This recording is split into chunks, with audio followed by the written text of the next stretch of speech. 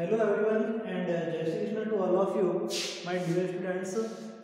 आज हम अपनी मॉडर्न फॉर्मेशन को स्टार्ट किया है और सोचे हैं सबसे ज़्यादा इसकी कहाँ आवश्यकता रहती है। एक तो वो जो मॉडल अपन लोग फिल इन द ब्लैंक्स वाले मॉडल्स करते हैं उसमें भी ये सबसे ज़्यादा प्रयोग में आते हैं। दूसरा, जो स्टूडेंट 10th और 12th के हैं स्पेशली उनको सेंटेंस फॉर्मेशन की बहुत आवश्यकता पड़ती है, क्योंकि बड़ी बड़ी डिस्क्रिप्शन लिखनी होती है, रिपोर्ट लिखनी होती है, लेटर राइटिंग होती है, नोटिस इन्विटेशन है, उन सब में सबसे ज़्यादा किसकी आवश्यकता पड़ती है?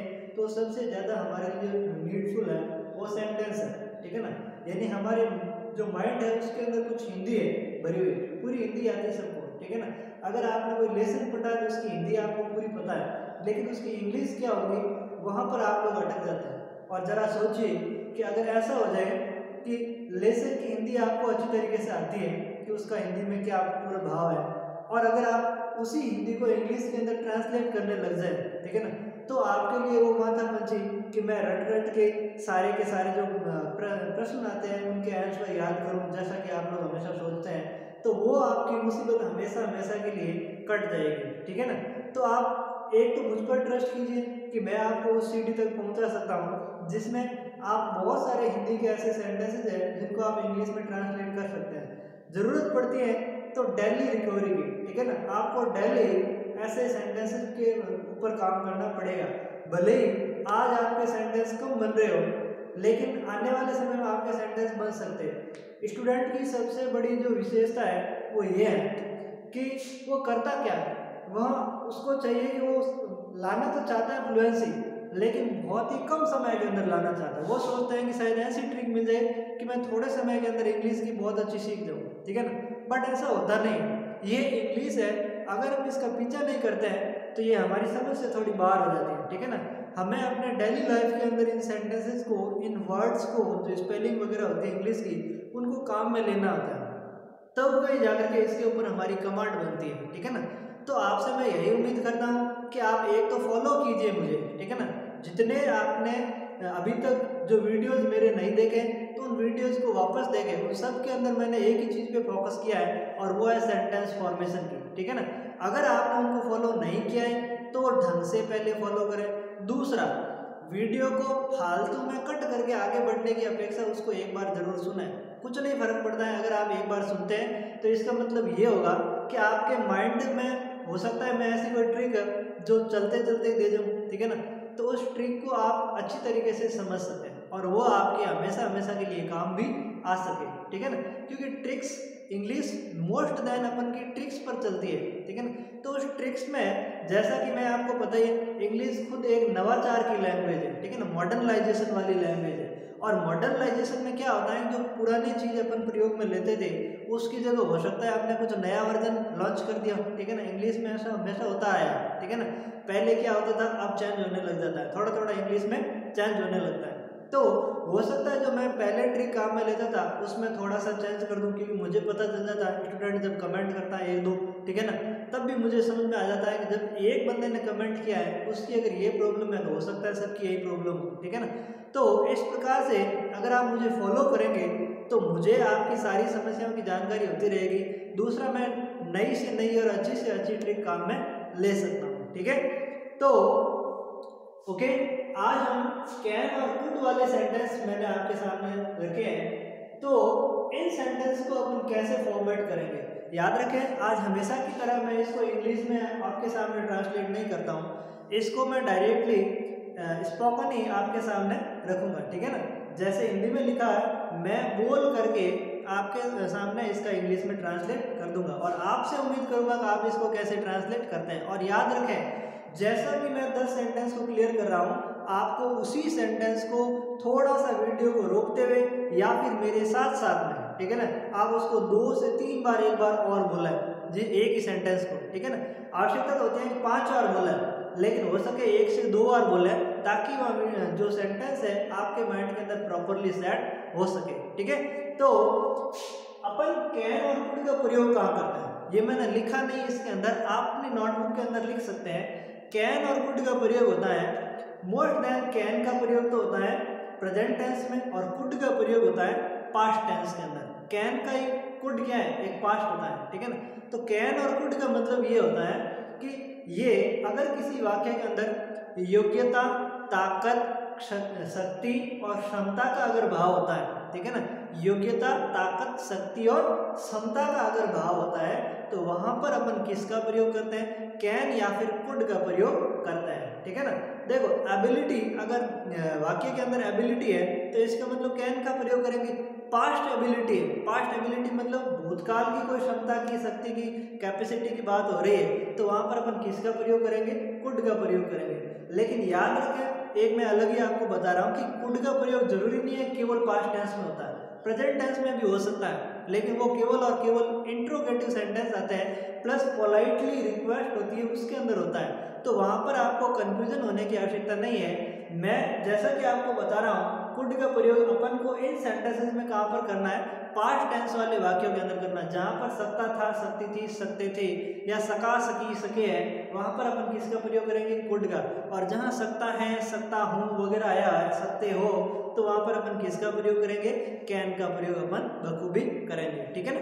और जितना आप बोलेंगे आपके लिए सबसे अच्छा ये होगा कि you can talk in English, ठीक है ना, आप इंग्लिश में बात कर सकते हैं अगर आपने इनको अच्छी तरीके से फॉलो किया है, यानी टेंस फॉर्मेशन के सारे सेंटेंस आपने फॉलो कर दिए। अब अगर आप मॉडल फॉर्मेशन के, उसके बाद में वर्ब फॉर्मेशन के, वैसे मैंने आपको कहा था वर्ब फॉर्मेशन ये मॉडल एज अ वर्ब होते हैं, ठीक है ना। तो अगर ये आपके माइंड में अच्छी तरीके से सेट हो जाते हैं तो इसका मतलब ये होगा कि आपकी इंग्लिश मैकिंग जो पावर है, वो कैपेसिटी आपकी दिनों दिन बढ़ती जाएगी, ठीक है ना। अगर आपने इनको फॉलो किया तो आप डेली लाइफ के अंदर बहुत सारे ऐसे सेंटेंस हैं जिनको आप बना सकोगे, और इसके बाद में जितने भी अपन सेंटेंस देंगे ना, वो डेली लाइफ के अंदर जो अपन काम में लेते हैं वही सेंटेंस अपन काम में लेंगे, ठीक है। और याद रखें कि आपके माइंड के अंदर ऐसे कोई सेंटेंस आ जाते हैं जिसकी इंग्लिश आपको नहीं मिलती है तो आप मेरे को पर्सनली व्हाट्सएप के ऊपर भेज सकते हैं, ठीक है ना। मेरे व्हाट्सएप नंबर 7689991436 है, ठीक है ना। तो वहां पर अपन इसको सॉल्व कर सकते हैं, हो सकता है मैं आपको कुछ नई ट्रिक्स दे सकूं। इसके इमोशन को आपने समझ लिया है। अब हमारा पहला सेंटेंस क्या है, मैं आपके पास आ सकता हूं, ठीक है ना। मेरी एबिलिटी है कि मैं आपके पास में आ सकता हूं, ठीक है ना। तो मैं आपके पास आ सकता हूं, सकता हूं लिखा है जिसका मतलब किसका प्रयोग है, कैन का। तो I can come to you, I can come to you, I can come to you. एक बार और सोचे, I can come to you, मैं आपके पास आ सकता हूं, I can come to you. इसका इंग्लिश मैंने कैसे बनाया, आई यानी कि मैं, ठीक है ना, कैन यानी कि दूसरे नंबर पर क्या आएगी, सब्जेक्ट लिखने के बाद में अपन एचवी का प्रयोग करते हैं। तीसरे नंबर किसका होता है, एमवी का प्रयोग होता है, तो कम यानी एमवी, टू यू यानी कि आपके पास, कहीं भी आना जाना हो, किसी व्यक्ति के पास आना जाना हो तो वहां पर टू का प्रयोग किया जाता है। प्रीपोजिशन वाले पार्ट के अंदर ये चीज मैंने आपको लिखाई है, अगर आपने नहीं देखी है तो सबसे पहले उस प्रीपोजिशन के पांच पार्ट को आसानी से देखें, अच्छी तरीके से देखें और उसको अपनी नोटबुक के अंदर नोटेट करें, ठीक है। तो मैं आपके पास आ सकता हूं, I can come to you, okay. सोचे और 10 से 15 बार अपने माइंड के अंदर बोले, I can come to you, I can come to you, I can come to you, ताकि आपके माइंड के अंदर ये सेंटेंस का स्ट्रक्चर जो है अच्छी तरीके से आ जाए, ठीक है ना। याद रखें, I can come to you, मैं आपके पास आ सकता हूँ, you can come to you, वहाँ तुम उसके पास आ सकते हो, ठीक है ना। He can come to you, वहाँ आपके पास आ सकता है, ठीक है ना। They can come to you, वे आपके पास में आ सकते हैं। यस, अपन चलाते हैं दूसरा सेंटेंस, वीना एक लेसन याद कर सकती है, वीना एक लेसन याद कर सकती है, Veena can learn a lesson, ठीक है ना। वीना एक लेसन याद कर सकती है, Veena can learn a lesson, ठीक है। वीना एक लेसन याद कर सकती है, Veena can learn a lesson, Veena can learn a lesson, ठीक है। Veena can learn a lesson, कैसे एकदम फ्लुएंसी लानी है अपनी बोली के अंदर, Veena can learn a lesson, ठीक है ना। लर्न नहीं बोलना, लर्न, आर की ध्वनि जितनी हो सके इंग्लिश के अंदर उसको अ में बदलें और जितना हो सके उसको कम बोलें, ठीक है ना। तो Veena can learn a lesson, ठीक है ना, Veena can learn a lesson, okay. तो इस प्रकार से आप इस सेंटेंस को बना सकते हैं। वीना यानी कि सब्जेक्ट हो गया, कैन यानी कि शक्ति है, ठीक है ना। तीसरा नंबर किसका आता है, एमवी का। तो लर्न यानी कि याद करना या सीखना, और लेसन यानी कि एक पाठ, ठीक है ना। तो Veena can learn a lesson, ठीक है ना, वीना एक लेसन याद कर सकती है, ओके। नंबर 3 आया, रोहित आपको सिर्फ 10 मिनट में हरा सकता था, रोहित आपको सिर्फ 10 मिनट में हरा सकता था, रोहित आपको सिर्फ 10 मिनट में हरा सकता था। इस सेंटेंस को एक बार सोचिए, आंखें बंद कीजिए और कल्पना कीजिएगा आप इस सेंटेंस को कैसे बना सकते हैं, ठीक है ना। एक बार रुकिए और बनाइए।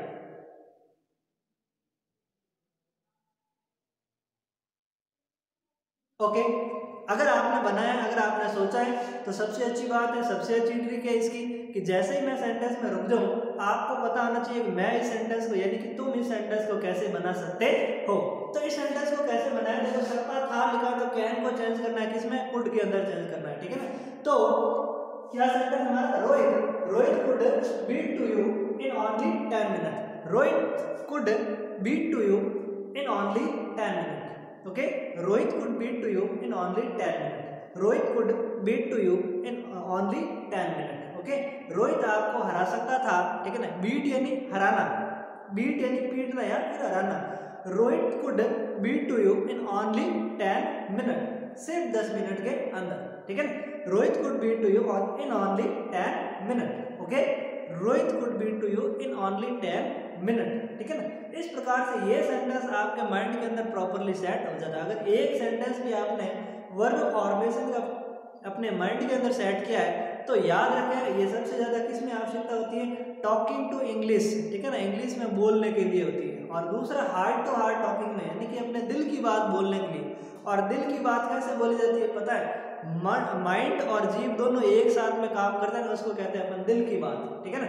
तो अभी आपके जो इंग्लिश, मान लो आप थोड़ी बहुत अगर इंग्लिश के अंदर बात कर सकते हैं या फिर समझ सकते हैं, इसका मतलब ये है पहले आपका माइंड सोचता है, उसके बाद आपकी जीभ से इंग्लिश निकल रही है। और याद रखें आपको, अगर आप 12th क्लास के स्टूडेंट हैं तो आपका ये जो स्पेस है बीच के अंदर, माइंड के अंदर सोचना और जीभ से बोलना, इसको कम करना पड़ेगा, ठीक है ना।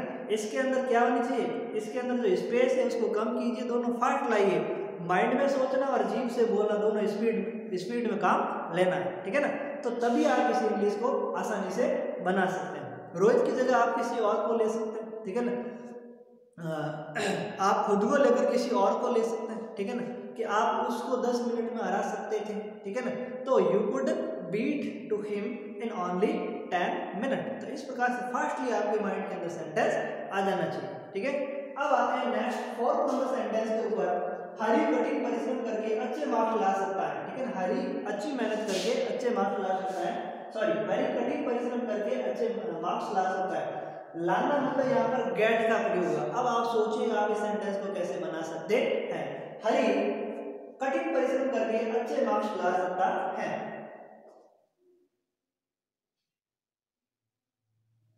Okay, Hari can get good marks after working hard, ठीक है ना। Hari can get good marks after working hard.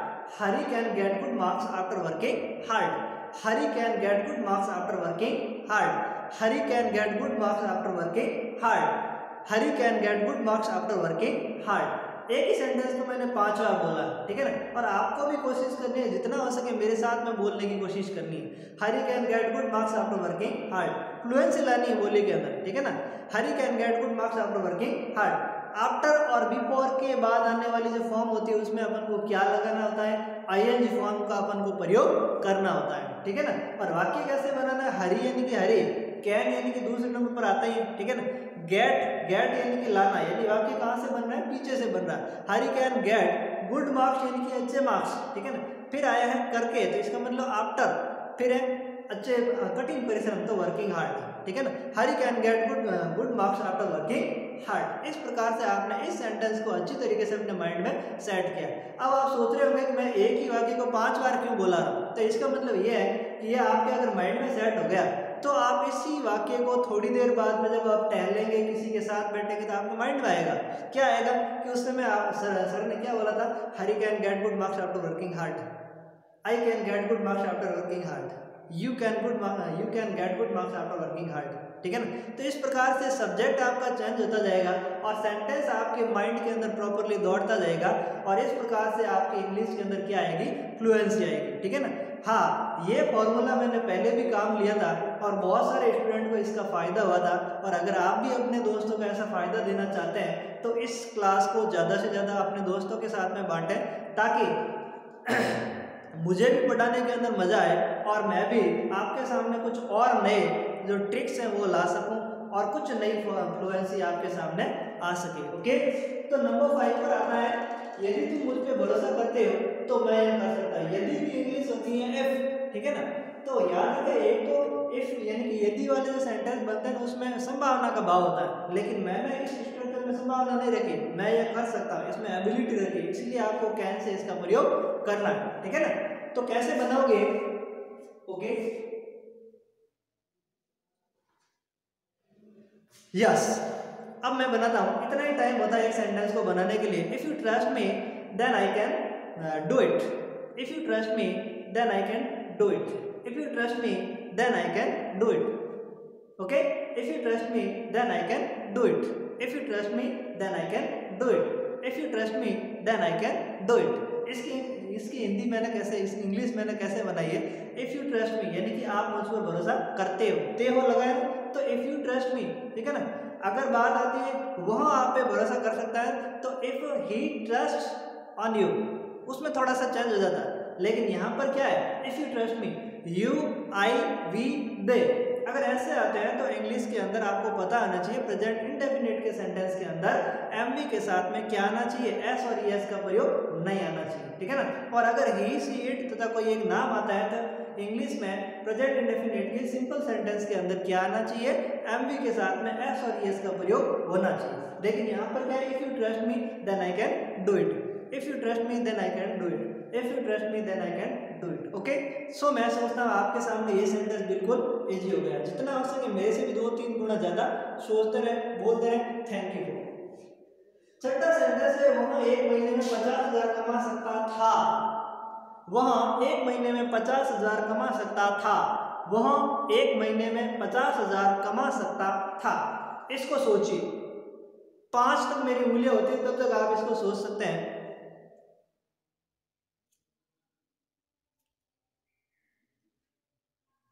Okay, he could earn 50,000 in only month, ठीक है ना।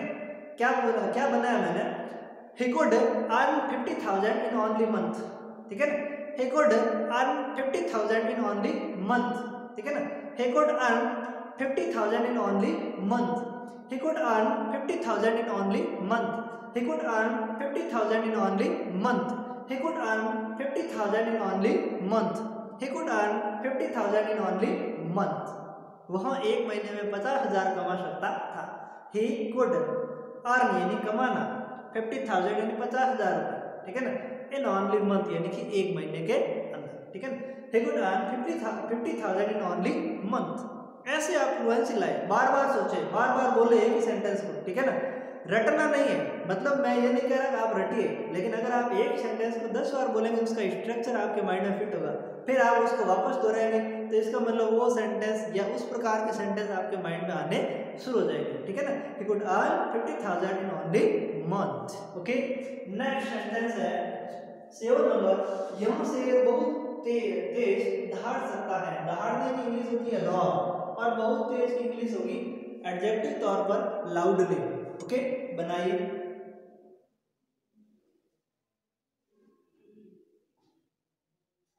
Okay, this line can roar loudly, बहुत आसान बना है। This line can roar loudly, this line can roar loudly, this line can roar loudly, this line can roar loudly, this line can roar loudly, this line can roar loudly.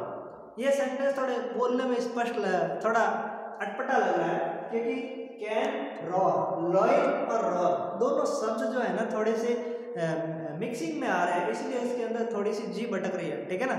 लेकिन आपको इस sentence जो है वो समझ में आ गया होगा। This line can roar loudly, ठीक है ना।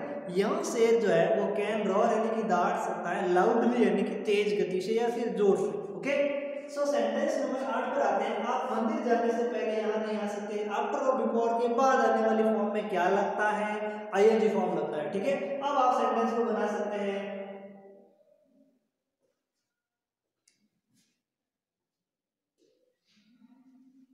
ओके, अब सेंटेंस बनाना, you can't come here before going to temple. Okay, you can't come here before going to temple, you can't come here before going to temple, you can't come here before going to temple, you can't come here before going to temple. Okay, you can't come here, you can't come here before going to temple, you can't come here before going to temple, you can't come here before going to temple। okay, you can't come here before going to temple। okay, before के बाद animal form में क्या लगाया, ing, going to temple यानी कि मंदिर, ठीक है ना। you can't come here, तुम यहाँ नहीं आ सकते, before यानी के पहले, going to temple यानी मंदिर जाने, ठीक है ना। तो मंदिर जाने के पहले तुम यहाँ नहीं आ सकते हो। नोटेड भी करते रहे और बोलते भी रहे, वीडियो को पॉज करते रहे। इंग्लिश सीखनी है तो थोड़ा बहुत आपको करना ही पड़ेगा, ठीक है। Okay, now I am moving to next sentence. ये है, हरी का भाई स्नान करके अच्छे कपड़े पहन सकता है, ठीक है ना। अब यहाँ पर अपन एक फ्रेजल वर्ब का प्रयोग करेंगे जो होती है पुट ऑन। ओके,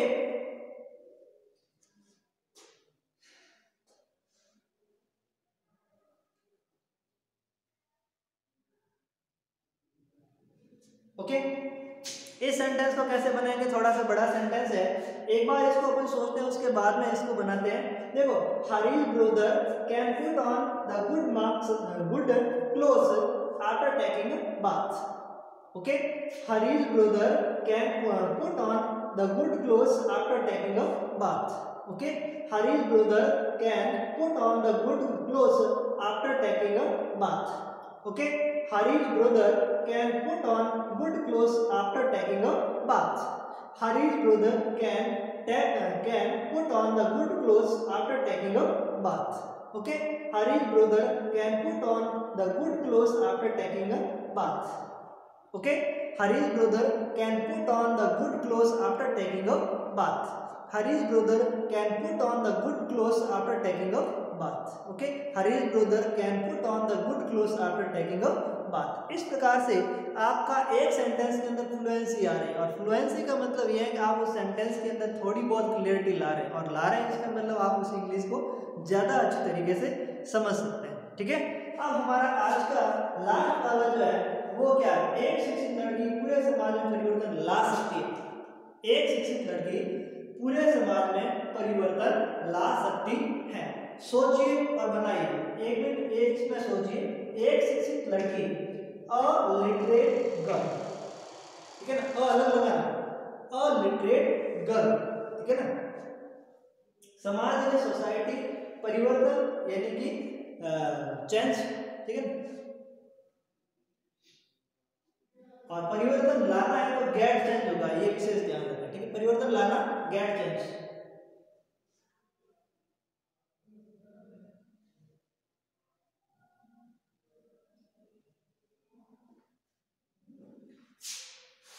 ओके, अब इस सेंटेंस को कैसे बनाएंगे, ऐसे बनाते हैं, अ लिटरेट गर्ल, ठीक है ना, ये तो हमारा सब्जेक्ट है। A literate girl can get change in whole society. A literate girl can get change in whole society. A literate girl can get change in whole society, ठीक है। A literate girl can get change in whole society. A literate girl can get change in whole society. A literate girl can get change in whole society. A literate girl can get change in whole society. ठीक है, a literate girl can get change in whole society. A literate girl can get change in whole society. Okay, तो इस प्रकार से आप उस English के इस कठिन सेंटेंसेस के अंदर क्या ला सकते हैं, आप ला सकते हैं इसके अंदर फ्लुएंसी। फ्लुएंसी का मतलब है स्पीड ला सकते हैं, ठीक है ना। एक होता है हॉल्टिंग, हॉल्टिंग का मतलब होता है रुक रुक करके बोलना, ठीक है ना। एक तो आप किसी सेंटेंस को रुक रुक के बोलोगे, दूसरा उसी सेंटेंस के अंदर अगर आपकी फ्लुएंसी आ जाती है, बोलने में थोड़ी स्पीड आ जाती है, इसका मतलब आपने उस इंग्लिश में उस लेवल को पार किया है। Thank you for watching this. If you like it, please share to your all friends. Thank you so much again.